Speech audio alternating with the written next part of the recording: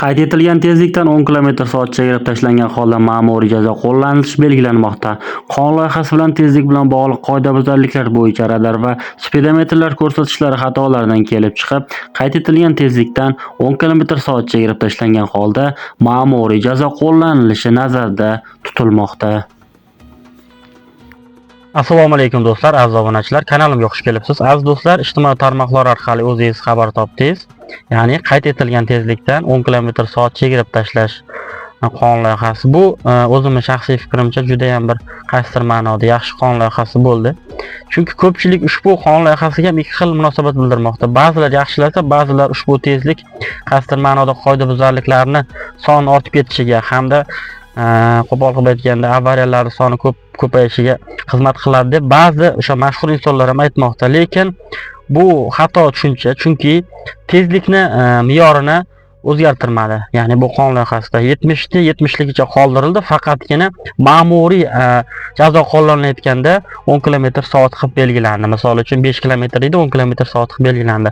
Va bundan tashqari o'zingiz misol uchun fikr qilib ko'ring. Siz 70 yillik joyda 75 o'tsangiz jarimaga tushmasdingiz va 76 o'tib ketsangiz jarimaga tushardingiz. Ya'ni bir tezlik uchun ham jarima qo'llanilardi ma'muriy. Endi bu joyda o'shani 80 hisoblanadi. Ya'ni 80 gacha mumkin. Endi bu degani o'sha haydovchilar ham aqlli haydovchilar, o'zini hurmat qiladigan haydovchilar 75 yuradi degani emas.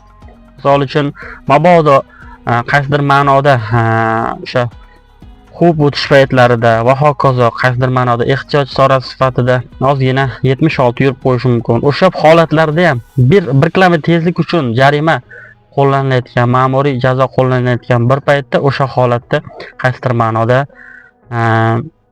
o'sha haydovchilar uchun, insonlar uchun foydali. Balkim o'sha radarchi tadbirkorlar uchun bu zarardir.